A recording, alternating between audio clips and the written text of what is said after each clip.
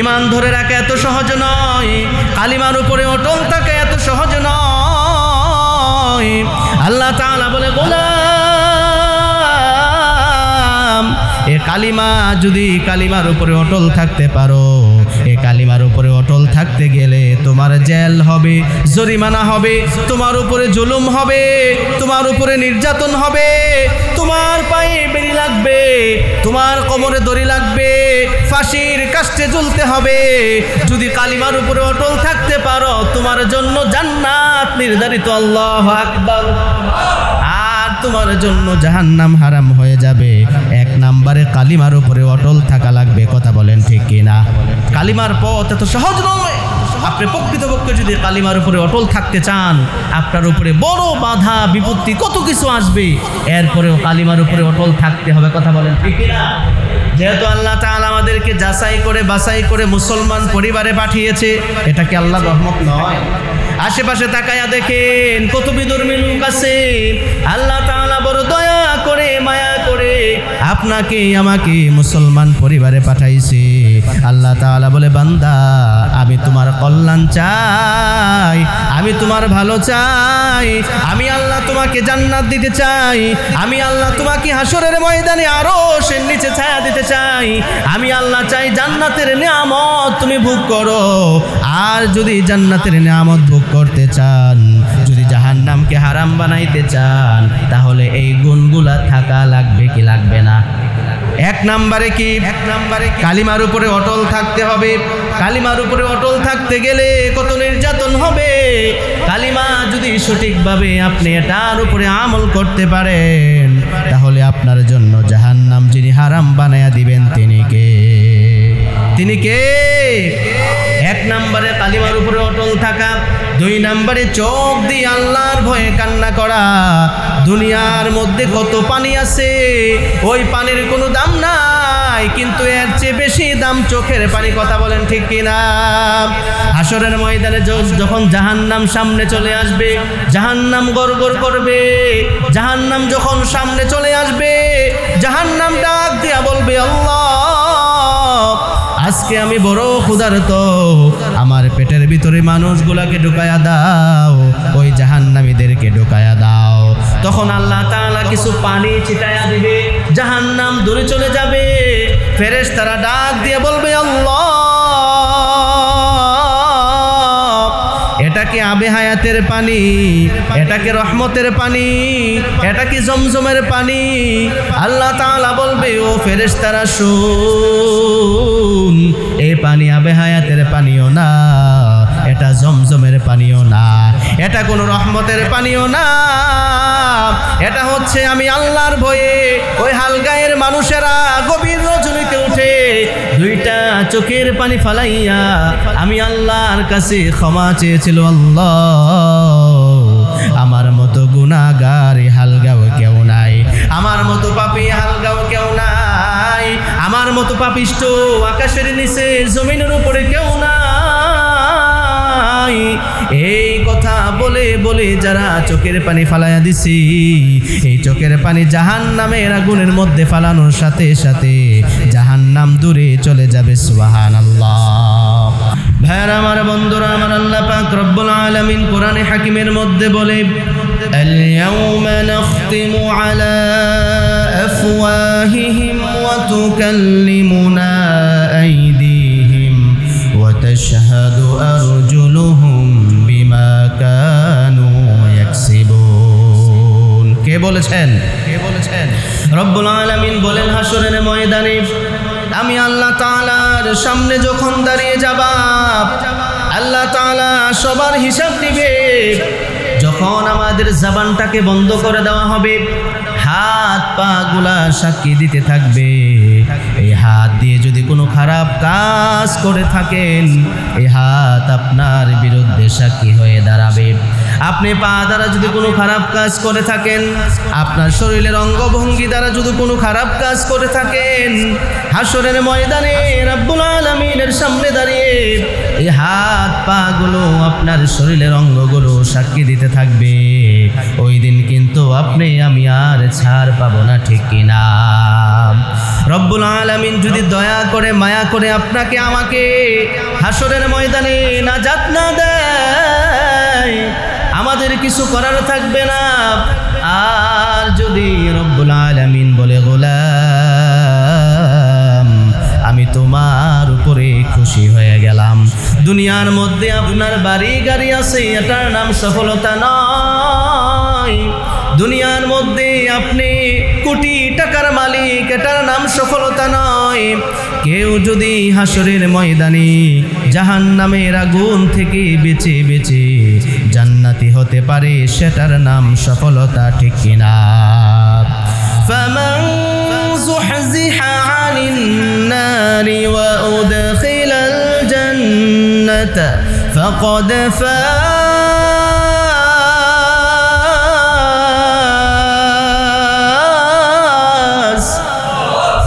রব্বুল আলামিন বলে দুনিয়ার সফলতা নয়। কেউ যদি হাসরের ময়দানে জাহান্নামের আগুন থেকে বেঁচে বেঁচে জান্নাতি হইতে পারে, সেই হবে সফল কাম, ঠিক কিনা? আমরা কি চাই হাসরের ময়দানে আল্লাহ আমাদেরকে জান্নাত দিয়ে দেখ? তাহলে জান্নাতের কাজ করতে হবে। জান্নাত যারা পাবে তাদের অবস্থা, যারা জাহান্নামে যাবে তাদের অবস্থা এক নয়। হাসরের ময়দানে যারা জান্নাতি হয়ে যাবে, জান্নাতের দিকে রওনা হয়ে যাবে, আর যারা জাহান্নামী হয়ে যাবে তাদের পায়ের মধ্যে শিকড় বেড়ি দিয়ে বেঁধে বেঁধে টেনে হেঁচড়ে জাহান্নামের দিকে নিয়ে যাওয়া হবে। নাউজুবিল্লাহ। আজকে আমি 8টা আমলের কথা বলবো। ওই 8টা আমল যদি আপনি করতে পারেন, এই 8টা আমল যারা করে তারা জাহান্নামকে হারাম বানায়া দেয়। সুবহানাল্লাহ। কেউ যদি চায় জাহান্নামকে হারাম বানাতে, কেউ যদি চায় জাহান্নামে আমি যাব না, আল্লাহ তাআলা বলে বান্দা আমি তোমাকে জাহান্নাম দেওয়ার জন্য বানাই নাই। ও বান্দা আমি বড় আদর করে তোমারে বানাইছি, আমি আল্লাহ বড় মায়া করে তোমাকে বানিয়েছি, হাজার হাজার মাখলুকাত বানিয়েছি, আমি আল্লাহ কত কিছু বানাইছি।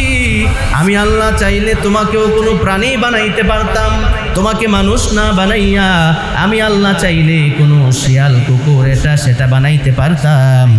ও গোলাম আমি তোমার উপরে দয়া করেছি, আমি তোমার ভালো চেয়েছি, তোমাকে হাজার হাজার মাখলুকাতের মধ্যে আমি আল্লাহ তোমাকে শ্রেষ্ঠ জীব হিসেবে বানাইলাম।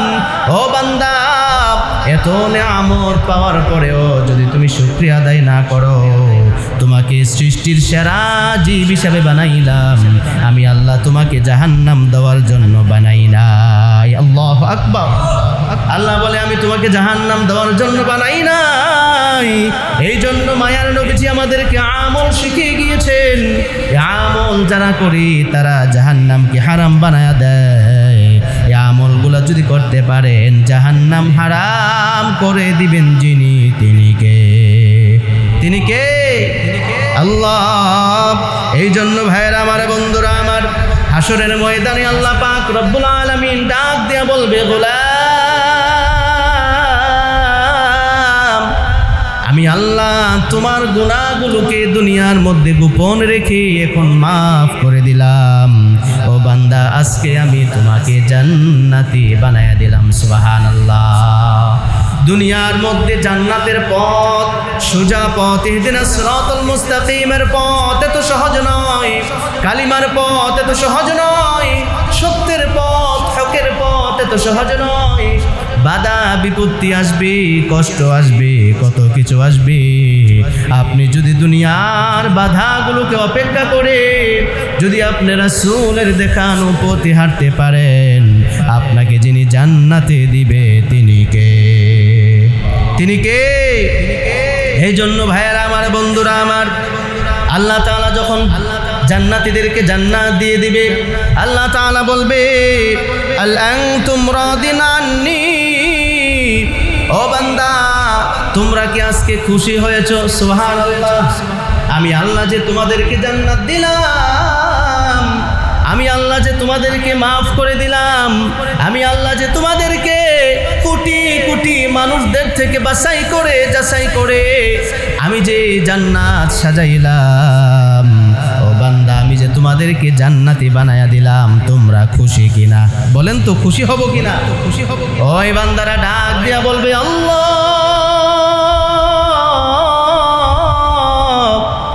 এর চাইতে বড় পাওয়া কি হতে পারে?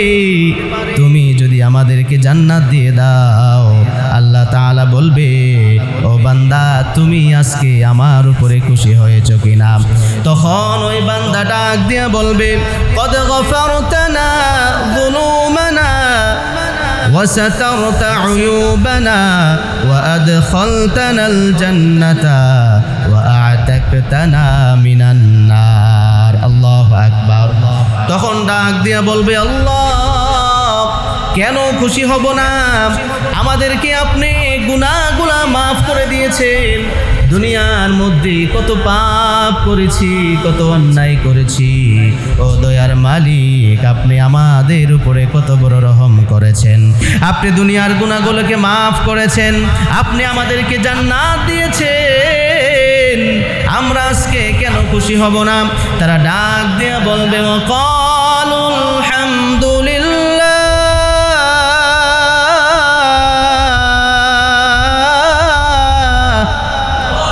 প্রশংসা হবে কার? বান্দারা ডাক দিয়ে বলবে, আল্লাহ আজকে তো বড্ড খুশি হয়ে গেলাম, তুমি আমাদেরকে বাছাই করে জান্নাতি বানায়া দিলা, সুবহানাল্লাহ। এরপরে তারা ডাক দিয়া বলবে, আল্লাহ তাআলা বলবে, ইবাদি সালুনি উতিকুম, ও বান্দা আমি আল্লাহর কাছে আর কি চাওয়ার আছে চাও, আমি আল্লাহ সকল চাওয়াগুলো আজকে পূরণ করে দেব, সুবহানাল্লাহ। রব্বুল আলামিন ডাক দিয়া বলবে, ইবাদি সালুনি উতিকুম, ও বান্দা কি চাওয়ার আছে আমি আল্লাহর কাছে চাও। কি চাইতে মনে চাই? দুনিয়ার মধ্যে আপনি মানুষ থেকে চাইলি একবার দুইবার তিনবার মানুষ রাগ করে, ঠিক কিনা? আপনি একবার দুইবার তিনবার যখন চাবেন, একবার দুবার দিবে, এরপরে রাগ করবে। আল্লাহ তাআলা বলে, ও গোলাম আমি আল্লাহর কাছে তোমরা না চাইলে আমি রাগ হই। আল্লাহু আকবার। আর যখন তোমরা বারবার আমি আল্লাহর কাছে চাও, আমি আল্লাহ বড্ড খুশি হয়ে যাই, সুবহানাল্লাহ। যখন আল্লাহ তাআলা বলবে আর কি চাওয়ার আছে চাও, আদম আলাইহিস সালাম বলেন, সন্তানেরা রে আল্লাহর কাছে ডাক দিয়া বলো, আল্লাহ তোমার কাছে চাওয়ার আছে, তুমি যে আজকে দয়া করে, আজকে মায়া করে, মুহাব্বত করে আজকে যে আমাদেরকে জান্নাতের ভিতরে দিলা, রাগ হয়ে কখনো জান্নাত থেকে বের করে দিও না। আল্লাহ তাআলা বলবে, গোলাম যা যা মঞ্জুর হয়ে গেল, কোনোদিন তোদেরকে জান্নাত থেকে বের করে দিব না, সুবহানাল্লাহ। কোনোদিন তোদেরকে জান্নাত থেকে বের করা হবে না। জান্নাতে যে একবার ঢুকবে তাকে আর বের করা হবে না। অফুরন্ত নিয়ামত জান্নাতের ভিতরে রেখে দিয়েছেন কে? রব্বুল আলামিন বলে, ও গোলাম তোমরা আমার কাছে চেয়েছো জান্নাত থেকে যেন বের না করি, যাও মঞ্জুর করে দিলাম, তোমাদেরকে আর কখনো জান্নাত থেকে বের করা হবে না, সুবহানাল্লাহ। এরপরে আল্লাহ তাআলা আবার ডাক দিয়া বলবে, ইবাদি সালুনি উতিকুম, ও গোলাম আর কি চাওয়ার আছে চাও, আজকে যা চাইবা আমি আল্লাহ তোমাদের জন্য মঞ্জুর করে দেব, সুবহানাল্লাহ। যখন আল্লাহ তাআলা এই কথা বলবে, কি চাওয়ার কি চাওয়ার আছে আমি আল্লাহর কাছে চাও, মুসা আলাইহিস সালাতু ওয়াস সালাম বলবে, আমরা সকলে মিলে আল্লাহর কাছে চাই, আল্লাহ তোমাকে একটা নজর আমরা দেখতে চাই, সুবহানাল্লাহ।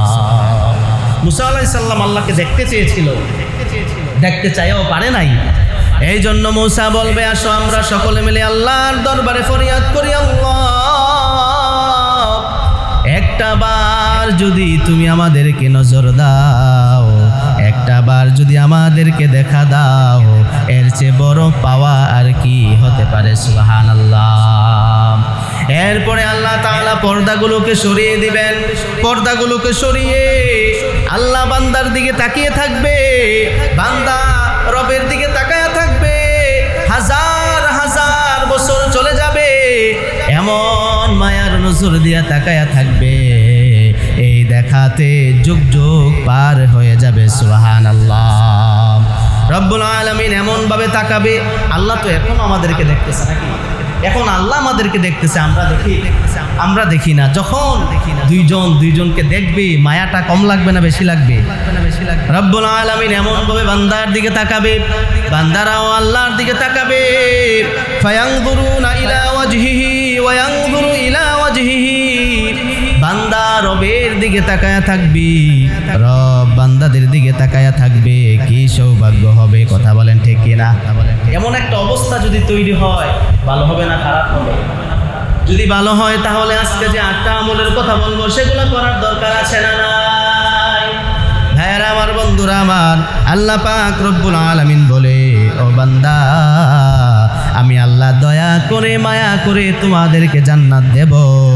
এই 8টা আমল যদি করতে পারো, ও বান্দা, তোমার জন্য জাহান্নামের আগুন যিনি হারাম করে দিবেন তিনি কে? তিনি কে? রব্বুল আলামিন ডাক দিয়া বলে, ওয়ালাদাইনা মাজিদ।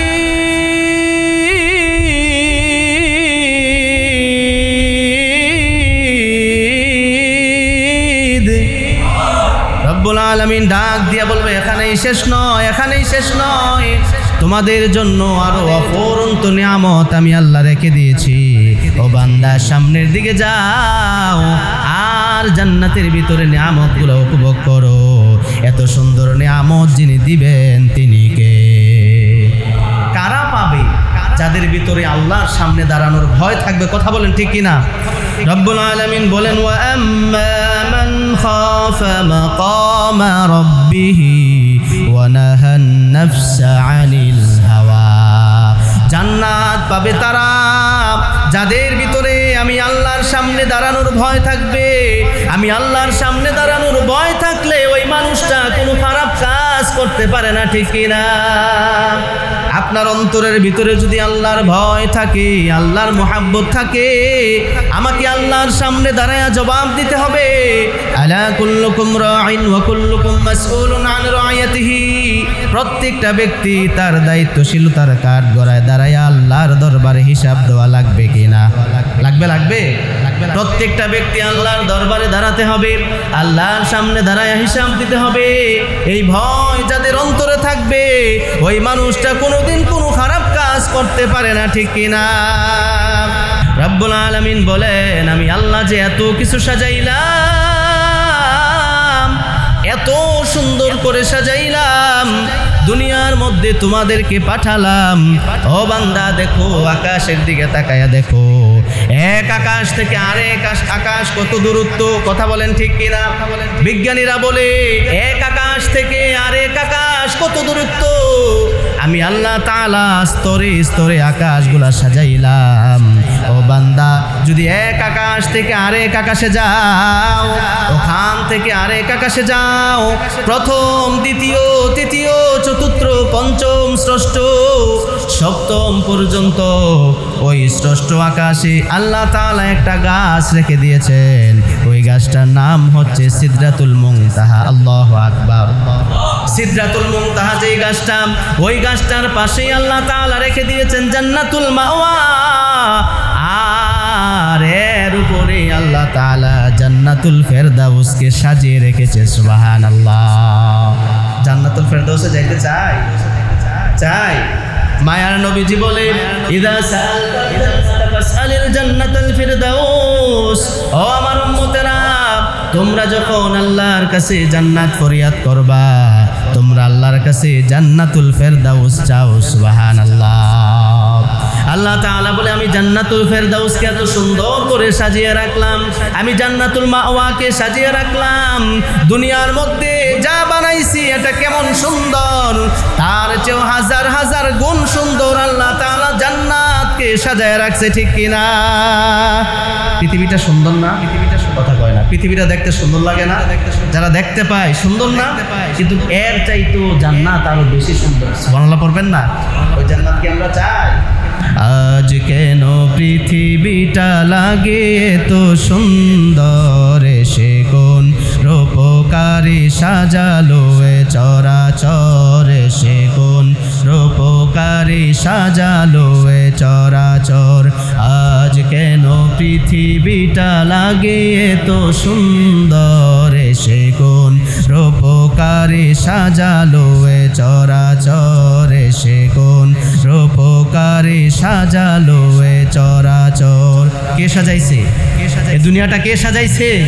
কি দেখছেন দুনিয়ার মধ্যে? আপনি বিভিন্ন দেশে মানুষ ঘুরতে যায়, থাইল্যান্ড যায়, সিঙ্গাপুরে যায়, মালয়েশিয়া যায়, মালদ্বীপে যায় ঘোরার জন্য, কিন্তু জান্নাত এত সুন্দর করে সাজিয়ে রাখছে। ওই জান্নাতকে আমরা চাই? আর জাহান্নামের ভিতরে আল্লাহ তাআলা এত আগুন দিয়ে ভরপুর করে রাখছে, হাজার হাজার বছর জ্বালিয়ে সেই জাহান্নামের আগুনকে উত্তপ্ত করে রাখছে। ওই জাহান্নামে যাইতে চান? ওই জাহান্নামে যদি যাইতে না চান, যে 8টা আমলের কথা বলবো, সে 8টা আমল যদি করতে পারেন, আল্লাহ ওই 8টা আমল যদি করতে পারেন, আপনার জন্য জাহান্নাম হারাম করে দিবেন যিনি, তিনি কে? তিনি কে? ওই জাহান্নামের আগুন হারাম করবেন আর জান্নাত চাইবেন, এটা এমনি এমনিতেই হবে না। এমনি এমনিতেই হবে? এমনি এমনিতেই হবে না ভাইয়েরা আমার, বন্ধুরা আমার। রব্বুল আলামিন বলেন, 1 নম্বরে যে আমল যারা করবে, যেই গুণ যাদের ভিতরে থাকবে, ওই গুণ যদি তাদের ভিতরে থাকে, তাদের জন্য জাহান্নামের আগুন হারাম করে দিবেন যিনি, তিনি কে? তিনি কে? আল্লাহ। কেউ আজকে কি এলাকার সবাই বেড়াইতে গেছে? এখনো আসতেছে না তারা। ভাইয়েরা আমার, বন্ধুরা আমার, যারা জাহান্নামের আগুনকে হারাম বানাইতে চায়, 8টা কাজ যারা করবে, জাহান্নামের আগুন হারাম হয়ে যাবে। 1 নম্বরে কালিমার উপরে অটল থাকতে হবে। যদি আপনি পরিপূর্ণভাবে কালিমার উপরে অটল থাকতে পারেন, আপনার জন্য জাহান্নামের আগুন হারাম হয়ে যাবে। সুবহানাল্লাহ। কালিমার পথটা কি এত সহজ? কালিমার পথ এত সহজ নয়। ঈমান ধরে রাখা এত সহজ নয়। কালিমার উপরে অটল থাকা এত সহজ নয়। আল্লাহ তাআলা বলে, গোলাম, এ কালিমা যদি কালিমার উপরে অটল থাকতে পারো, এ কালিমার উপরে অটল থাকতে গেলে তোমার জেল হবে, জরিমানা হবে, তোমার উপরে জুলুম হবে, তোমার উপরে নির্যাতন হবে, তোমার পায়ে বেড়ি লাগবে, তোমার কোমরে দড়ি লাগবে, ফাঁসির কাস্টে ঝুলতে হবে। যদি কালিমার উপরে অটল থাকতে পারো, তোমার জন্য জান্নাত নির্ধারিত। আল্লাহু আকবার। আর তোমার জন্য জাহান্নাম হারাম হয়ে যাবে। 1 নম্বরে কালিমার উপরে অটল থাকা লাগবে। কথা বলেন ঠিক কিনা? কালিমার পথ এত সহজ নয়। আপনি প্রকৃতপক্ষে যদি কালিমার উপরে অটল থাকতে চান, আপনার উপরে বড় বাধা বিপত্তি কত কিছু আসবে, এরপরেও কালিমার উপরে অটল থাকতে হবে। কথা বলেন ঠিক কিনা? যেহেতু আল্লাহ তাআলা আমাদেরকে যাচাই করে বাছাই করে মুসলমান পরিবারে পাঠিয়েছে, এটা কি আল্লাহর রহমত নয়? আশেপাশে তাকায়া দেখেন কত বিধর্মী লোক আছে। আল্লাহ তাআলা বড় দয়া করে মায়া করে আপনাকে আমাকে মুসলমান পরিবারে পাঠাইছে। আল্লাহ তাআলা বলে, বান্দা, আমি তোমার কল্যাণ চাই, আমি তোমার ভালো চাই, আমি আল্লাহ তোমাকে জান্নাত দিতে চাই, আমি আল্লাহ তোমাকে হাসরের ময়দানে আরশের নিচে ছায়া দিতে চাই, আমি আল্লাহ চাই জান্নাতের নিয়ামত তুমি ভোগ করো। আর যদি জান্নাতের নিয়ামত ভোগ করতে চান, যদি জাহান্নামকে হারাম বানাইতে চান, তাহলে এই গুণগুলা থাকা লাগবে কি লাগবে না? 1 নম্বরে কি? কালিমার উপরে অটল থাকতে হবে। কালিমার উপরে অটল থাকতে গেলে কত নির্যাতন হবে। কালিমা যদি সঠিকভাবে আপনি এটার উপরে আমল করতে পারেন, তাহলে আপনার জন্য জাহান্নাম যিনি হারাম বানায়া দিবেন, তিনি কে? তিনি কে? 1 নম্বরে কালিমার উপরে অটল থাকা। 2 নম্বরে চোখ দিয়ে আল্লাহর ভয়ে কান্না করা। দুনিয়ার মধ্যে কত পানি আছে, ওই পানির কোনো দাম নাই, কিন্তু এর চেয়ে বেশি দাম চোখের পানি। কথা বলেন ঠিক কিনা? হাসরের ময়দানে যখন জাহান্নাম সামনে চলে আসবে, জাহান্নাম গড়গড় করবে। জাহান্নাম যখন সামনে চলে আসবে, জাহান্নাম ডাক দিয়া বলবে, আল্লাহ, আজকে আমি বড় ক্ষুধার্ত, আমার পেটের ভিতরে মানুষগুলাকে ঢুকায়া দাও, ওই জাহান্নামীদেরকে ঢুকায়া দাও। তখন আল্লাহ তাআলা কিছু পানি ছিটায়া দিবে, জাহান্নাম দূরে চলে যাবে। ফেরেশতারা ডাক দিয়ে বলবে, আল্লাহ, এটা কি আবে হায়াতের পানি? এটা কি রহমতের পানি? এটা কি জমজমের পানি?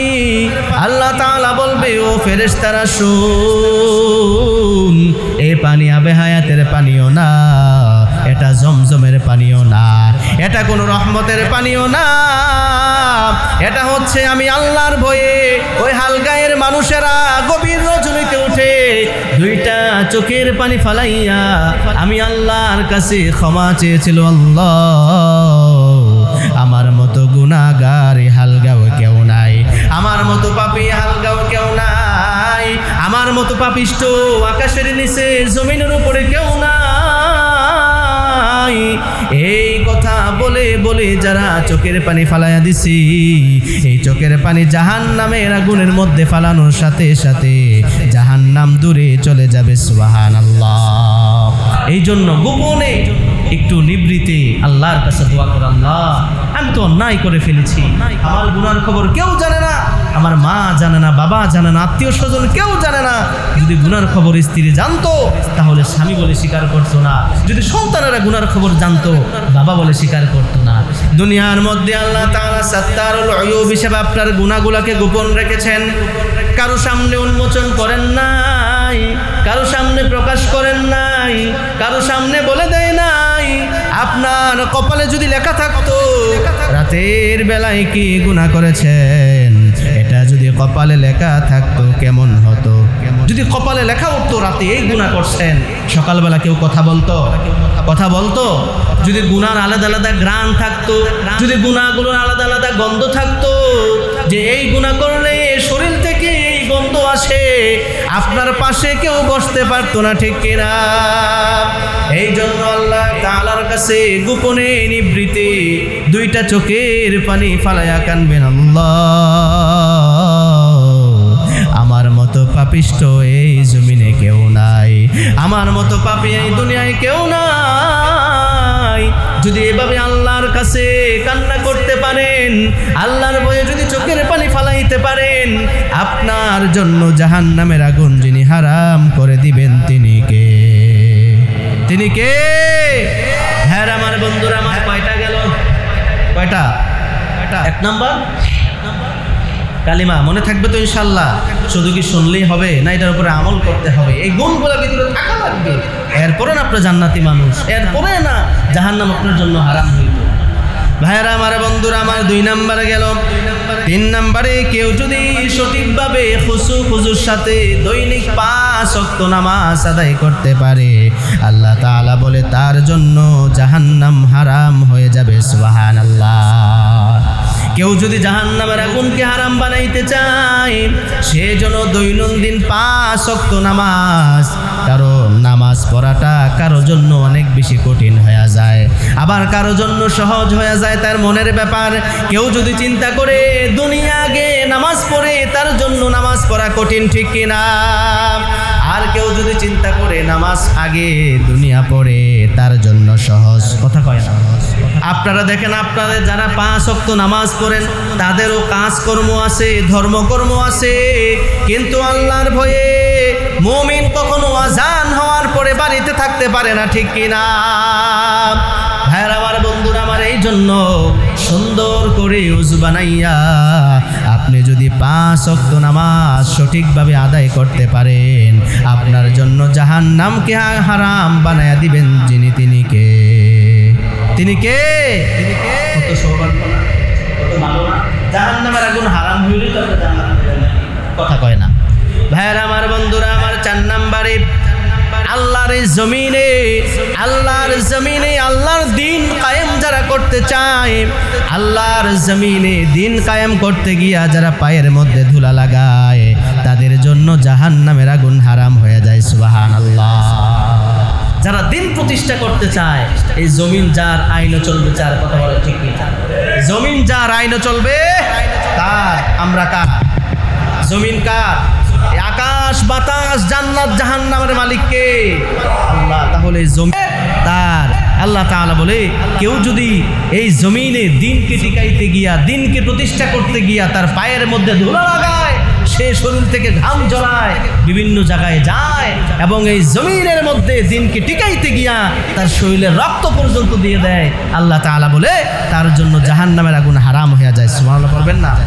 ভাইয়েরা আমার, বন্ধুরা আমার, এই জন্য 4 নম্বরে কেউ যদি জাহান্নামের আগুনকে হারাম বানাইতে চায় তাহলে সে যেন এই জমিনে প্রয়োজনে দিনের জন্য রক্ত দিবে, কল্লা দিবে, এরপরেও তার ঈমান দিবে না। কথা বলেন ঠিক কিনা? ভাইয়েরা আমার, বন্ধুরা আমার, শুনেন, এরপরেও তার ঈমান দিবে। নামাজ উত্তীর্ণ হইতে পারে নাই, সে দিনের জন্য কিভাবে উত্তীর্ণ হবে? ফজর নামাজে যে আজান শোনার পরেও ঘুমায়া রয়েছে, সে আবার দিনের জন্য কিভাবে কাজ করবে? তার দ্বারা দিনের কাজ হবে না। আগে আপনাকে 5 ওয়াক্ত নামাজ সঠিকভাবে আদায় করতে হবে, ঠিক কিনা? আগে তো 5 ওয়াক্ত নামাজ, এরপরে না দিন প্রতিষ্ঠা। আপনার যদি নামাজ নাই, ঈমান নাই, আর আপনি কিভাবে দিন প্রতিষ্ঠা করবেন? আগে আপনার ঈমানটাকে ঠিক রেখে এরপরে আপনি না দিন প্রতিষ্ঠা করবেন, ঠিক কিনা? কয় নাম্বার গেল? 4 নাম্বার পর্যন্ত গেল। 5 নাম্বারে কেউ যদি টানা 40 দিন, কয় দিন?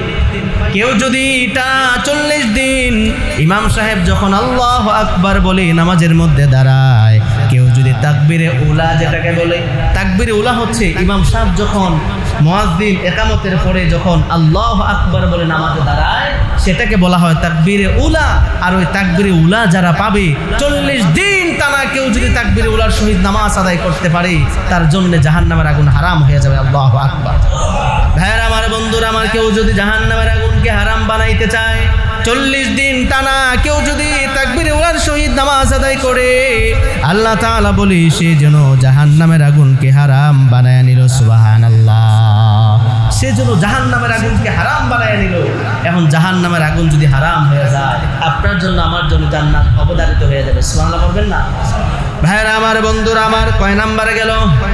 5 নাম্বার গেল। 6 নাম্বার, যেই মানুষগুলার হৃদয় নরম, ইসলামের প্রতি তার হৃদয়টা নরম, মানুষের প্রতি তার কথাবার্তাগুলা নরম, সে চিন্তাও করে নরম, আর যে মানুষের প্রতি ইহসান দেখায়।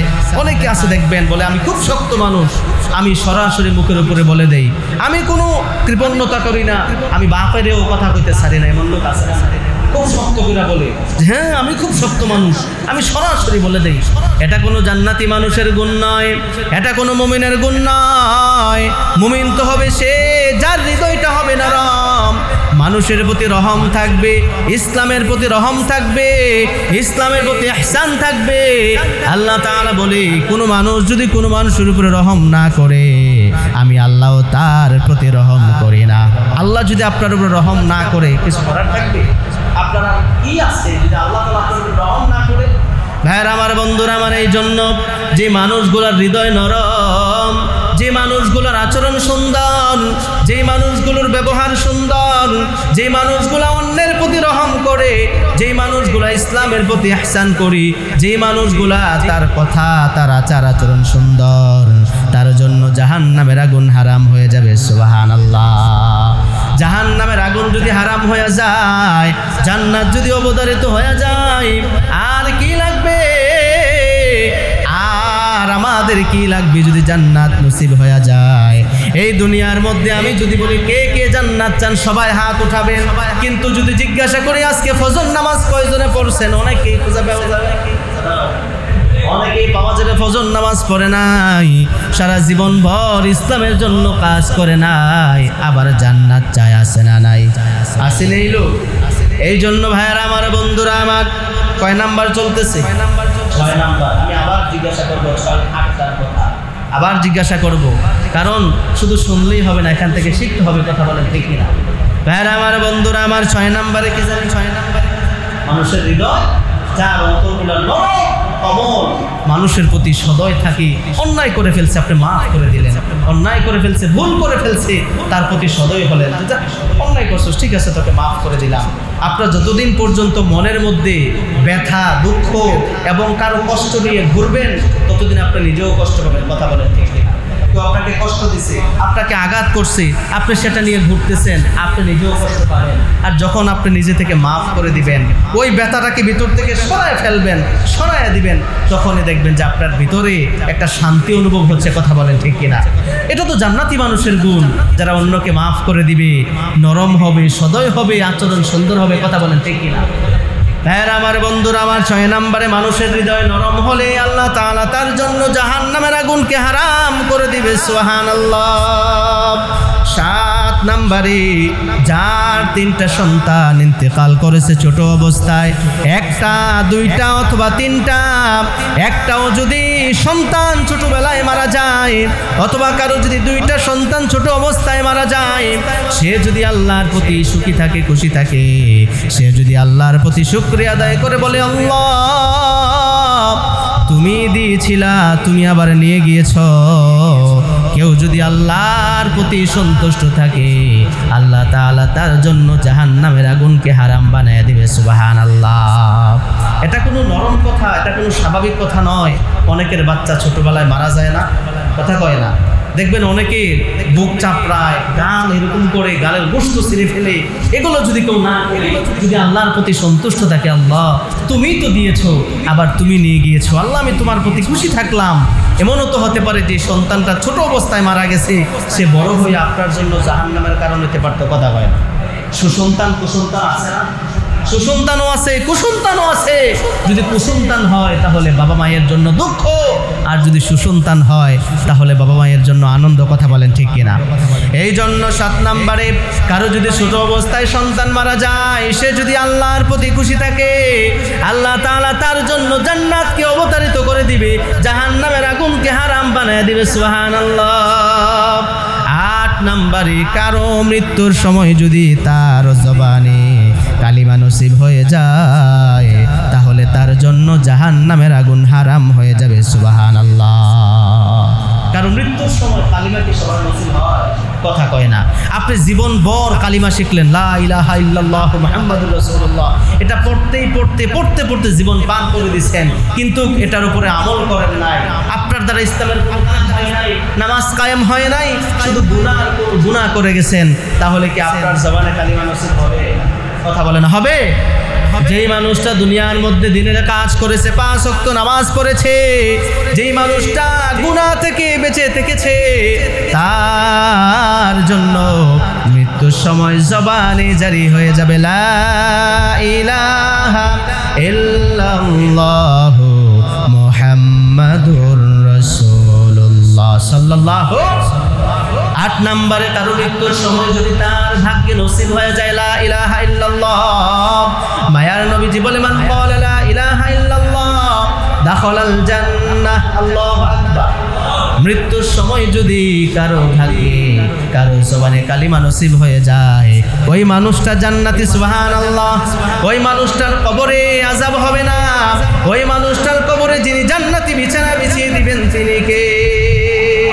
কবরের মধ্যে এমন অন্ধকার, কবরটা বড় সংকীর্ণ, কবরটা এমন একটা জায়গা দুনিয়ার মতো নয়। এখানে কতগুলা মানুষ আছে, একজন মানুষ আরেকজনকে দেখতে পান, আর কবরে গেলে কি আপনি কাউকে দেখতে পাইবেন? কাউকে দেখতে পাবেন? কবরের মধ্যে আপনার ভাই আপনার সাথে থেকে যাবে, সন্তান থেকে যাবে, আপনারা তো মায়ার স্ত্রী সেও থাকবে না, কোনো আত্মীয় স্বজনও থাকবে না। যদি দুনিয়ার মধ্যে ভালো কাজ করে যাইতে পারেন, আপনার কবরের মধ্যে জান্নাতি বিছানায় বিছিয়ে দিবেন যিনি, তিনি কে? তিনি কে? ভাইরা আমার, কবরটা এত সহজ নয়। মায়ার নবী বলে, কবর হচ্ছে আখিরাতের প্রথম ঘাঁটি। এ কবর থেকে যে বেঁচে যাবে, এ কবরের মধ্যে যে বেঁচে যাবে, তার সব কিছু হাসর, মিজান, ফুলসিরাত সব ঠিক থাকবে। আর কবরের মধ্যে যে ধরা খেয়ে যাবে, যার কবরটা জাহান্নামের গর্ত হয়ে যাবে, তারপরের ধাপগুলো খুব কঠিন হয়ে যাবে ভাই, খুব কঠিন হয়ে যাবে। কারণ দুনিয়ার মধ্যে আপনি একা একটা ঘরে থাকলেও কেমন জানি লাগে। যদি মনে করেন যে ঘরের সবাই বেড়াইতে গেছে, আপনি একা একটা ঘরে আপনি থাকতেছেন, দেখবেন যে কেমন কেমন লাগে, কে জানি আসে এরকম একটা লাগে। আর অন্ধকার ওই ঘরের মধ্যে, জানালা নাই, দরজা নাই, কার কখন মৃত্যু হয়ে যায়, কখন সই কবরে ঢুকে যায়, কোনো গ্যারান্টি আছে? কোনো গ্যারান্টি নাই। দেখবেন আপনার হায়াত শেষ হয়ে গেলে হয় আপনি মরে যাবেন, না হয় কেউ আপনাকে মেরে দিবে সত্যামি করে, বিভিন্ন কিছু করে। আর না হয় দেখেন না মানুষ এখন কেমন হয়ে গেছে, 1000 টাকার জন্য মানুষকে মাইরা ফেলে, কথা বলে সত্যামি করে, আপন ভাই আত্মীয় স্বজন পর্যন্ত। আজকে সকালে আমি একটা ঘটনা শুনলাম, আমার বাড়ির ওইদিকে আমার আম্মা আমাকে ফোন করে বলছে, তার এই ছেলেটার বয়স হচ্ছে 15 বছর, তার 4টা বোন আর সে একজন, তার ছোট ভাইটা প্রতিবন্ধী, তার বাবা মারা গেছে, সে চালাইতো অটো চালাইয়া তার সংসারটাকে চালাইতো। আমার মা যখন কথাগুলো বলছে আমি নিজেও চোখের পানি রাখতে পারি নাই। এই ছেলেটা অটো চালায়, সে মানুষের কি এমন ক্ষতি করে? তার বন্ধুরা মিলে তার অটোটাকে নেওয়ার জন্য 1.5 মাস যাবত তাকে নিখোঁজ করে রাখছে। কারণ ঘরের মধ্যে ইনকাম করার মতো কেউ নাই, এই মহিলাটা স্বামীও নাই, 4টা মেয়ে, আর এই ছেলেটা আর আরেকটা ছোট ভাই আছে, সে প্রতিবন্ধী, সে বড় হয়েও কিছু করতে পারবে না। সে অটো চালায়া তার সংসারটাকে চালাইতো। 1.5 মাস যাবত সে নিখোঁজ, তাকে পাওয়া যাচ্ছে না। 1.5 মাস পরে আমাদের এই দিকের একটা ইট খোলার পিছনে তার হাড্ডিগুলা পাওয়া গেছে। তার মানে বোঝা যায় 1.5 মাস আগে তাকে মাইরা এই জায়গার মধ্যে ফালাইয়া রাখছে। বলেন 15 বছরের একটা ছেলে, তাগড়া যুবক, সে কি বুঝেছে সে এত তাড়াতাড়ি মারা যাবে? কথা কয় না, সে বুঝছিল। দেখেন বন্ধু মানুষ, এই জন্য দুনিয়ার মধ্যে বন্ধু, আত্মীয় স্বজন, আপনজন, আসলে দুনিয়ার মধ্যে কোনো আপন বলতে কিছু নাই, কথা বলেন ঠিক কিছু নাই। আপনি মারা যাওয়ার পর বুঝবেন দুনিয়ার মধ্যে কোনো আপন ছিল না। আমার এত খারাপ লাগছে কথাটা শুই না, যে আরে কি অবস্থা হবে পরিবারটার, কি দোষ করেছিল ছেলেটা, তার অটোটাকে নেওয়ার জন্য তার বন্ধুরা মিলে। আপনি দেখবেন দুনিয়ার মধ্যে যত খারাপ ঘটনাগুলো ঘটে, বন্ধু তার বন্ধুর সাথে ঘটায়, কথা কয় না। আপন মানুষগুলো তার আপন মানুষের সাথে ঘটায়।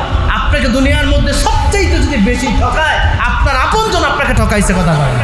আপনার ভাই আপনাকে ঠকাইছে, কথা কয় না। আপনার খুব কাছের মানুষ আপনাকে ঠকাইছে। এই জন্য দূরের মানুষরা ঠকাইতে পারে না। ভাইয়ের আমার, একদিন ওই কবরের মধ্যে চলে যেতে হবে। দেখেন কার মৃত্যু কখন চলে আসে। আপনি প্রত্যেকদিন মসজিদে আসেন, এই পালংটাকে আপনিও দেখেন, আমিও দেখি। এই পালং কিন্তু অপেক্ষা করতেছে। এই হালগাও নেক্সট টাইম কার জন্য অপেক্ষা করতেছে কেউ জানেন? কেউ জানেন? এমনও হতে পারে সামনের সারি থেকে একজন চলে যাবে, এমনও হতে পারে দ্বিতীয় সারি থেকে একজন চলে যাবে, এমনও হতে পারে যারা বাড়ি ঘরে মা বোনেরা বয়ান শুনতেছে ওখান থেকে একজন চলে যাবে, এমনও হতে পারে বাবা অসুস্থ হয়ে বিছানায় ঘোরাঘুরি দিচ্ছে, এই সন্তান বাবার জন্য দোয়া চায়, সবসময় হুজুর দোয়া করিয়েন, কিন্তু বাবা আছে সন্তান চলে গেছে, হয় না? অনেক সময় এরকম হয়, ঘরের একজন সদস্য অসুস্থ হয়ে বিছানায় পড়ে আছে, সুস্থ মানুষটা চলে যায়, এরকম হয় না? এই জন্য ওই পালংটা নেক্সট টাইম কার জন্য অপেক্ষা করতেছে, এই চিন্তাটা যদি কারো মাথায় থাকে, আমি মনে করি ফজরের আজান হওয়ার পর, জোহর আসর মাগরিব এশা আজান হওয়ার পরে ব্যক্তিটা মসজিদ ছেড়ে বাড়িতে থাকতে পারে না, কথা বলেন ঠিক কি না? আপনিও তো জানেন না, যেমন হইতে পারে আপনার জোহরের আগে জানাজাটা হবে, আপনার ফজর, আপনার আসরের আগে জানাজা হবে, আপনি জোহর পড়েন নাই, মাগরিবের আগে আপনার জানাজা হবে, আপনি আসর পড়েন নাই। কেমন কপাল পোড়া আপনি, যে আপনি মৃত্যুবরণ করার আগের ওয়াক্তের নামাজ আপনি পড়েন নাই। এই জন্য ভাইয়ের আমার, সর্ব অবস্থায় সবসময় মৃত্যুর জন্য তৈয়ার থাকতে হবে, কথা বলেন ঠিক কিনা? কার কখন চলে আসবে কেউ জানে না। হতে পারে আমার জীবনের শেষ জুমাটা হয়ে গেছে, হতে পারে আপনারা হয়তো আগামী জুমায় কেউ একজন বসবে, এখানে বসে বলবে যে হারে আবু হানিফ আজাদি ছিল, গত জুমায় বয়ান করেছে, আজকে কবর দেশে আছে। হইতে পারে না ভাই, আমার মতো বয়সের লোক কি কবরে নাই? আপনার মতো তাগড়া যুবক কি কবরে নাই? আপনার সন্তান চলে গেছে, আপনার